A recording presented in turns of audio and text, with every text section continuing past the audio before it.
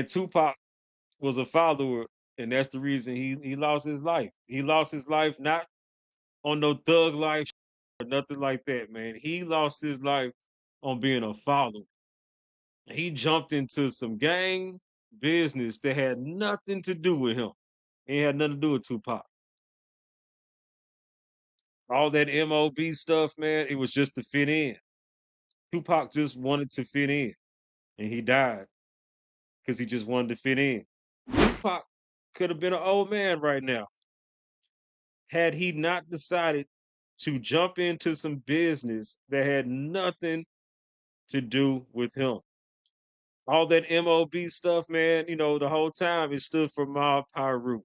It's a set in Compton, California, man, that he was affiliated with, that was affiliated with Death Row Records. And he died trying to be affiliated with the gang that he was not even in. He died being Chris Brown and Soldier Boy before Chris Brown and Soldier Boy were Chris Brown and Soldier Boy. But that's basically what happened. Not even to poke fun or make fun. Stay out of it. Don't lose your life trying to be cool. Because I promise you, man, it ain't cool. Ain't nothing cool about spending 5, 10, 15, 20 years of your life in prison. Ain't nothing cool about watching your friends die. Ain't nothing cool about losing time of your life that you can never get back. Ain't nothing cool about losing your life. Ain't nobody trying to be on trial as somebody's granddaddy or great granddad. If I was Keffe D at 61, knowing that you're going to get convicted for this, I would have probably took that 15. I would have probably took that 15, got on down with it, tried to get out in 7, be, almost 70 years old, go home for 5 or 10 years, live the rest of my life. Now, word on the street is his wife ain't waiting around. The money ran out. She moved back with her sister. She got on down. And that's just what I heard. But, I don't get involved in other people's marital affairs, but that's just something I'll pass along. You can dig and research and find that out if you like to. But man, this case has really showed everybody is snitching. Everybody's running their mouth, man. There's people that were in the drug game and all that in Compton and in LA that for years everybody thought was just somebody else. And now it's all coming out, man. Everybody was snitching and telling on each other. Keffe D was telling it. He had a whole proffer statement with the FBI, was telling everything that was going on. They had Dirt Dog. He got up on the stand, found out that he was working with Hyder. He was giving up information on narcotics being sold in Compton and who was doing what, when, why, where, and how that. He got paid $5,300 to snitch on people. So these are just a couple of people, and we're only on what, day 4 or 5 of the trial. Keffe D, he's snitching, he's telling it all. Reggie White Jr., he got up there. I don't know if Reggie White Jr. was snitching or not, but let me know in the comments. The do you believe that Reggie White Jr. had something to do with Biggie's killing? Now, Keffe D said on one of the, I don't know, one of those little whatever, he was snitching, telling it, whatever. Keffe D was snitching and telling it and said that he saw Reggie Wright Jr. where Biggie got killed. That makes no sense, right? Well, it would make sense, but then hold on. So that's when he was under the oath or whatever, where he was telling the proffer statement to the FBI to get himself out of trouble.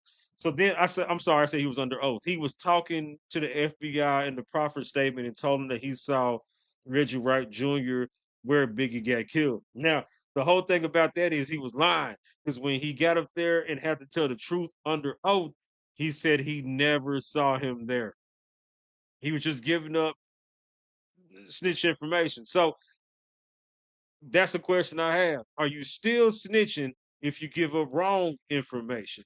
If you give up information to maybe throw the police off or throw them on a sidetrack, throw the feds off on the sidetrack, is it still snitching? I say it absolutely is, man. Anytime you give any kind of information, I don't have no talk for you, none at all.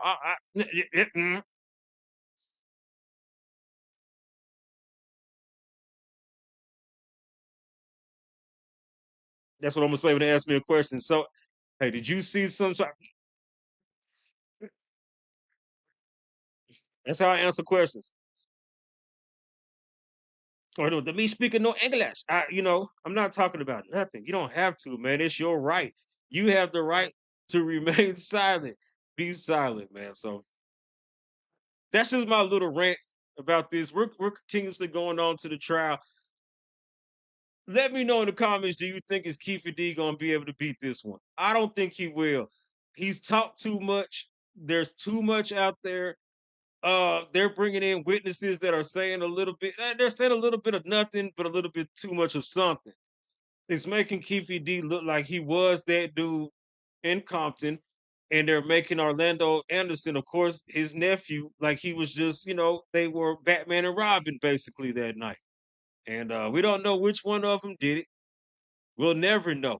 Only thing we do know is that Keffe D is the only one that's alive that's left in that car of whoever. Somebody in that car shot Tupac. We do know that. That's a fact for sure. There's a lot of witnesses that said that. But Keffe D is the only one that is left alive that was in that car that shot Tupac. So is he is it being put on him just because he is?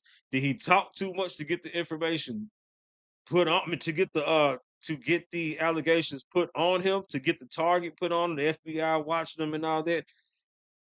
Or did he really do it? Was he the one that pulled the trigger in the car? Or was it Orlando Anderson or one of the other two folks that were in the car that passed? Let me know in the comments, man. Mass YouTuber, we're going up, man. Hit that like, share, and subscribe. Yeah.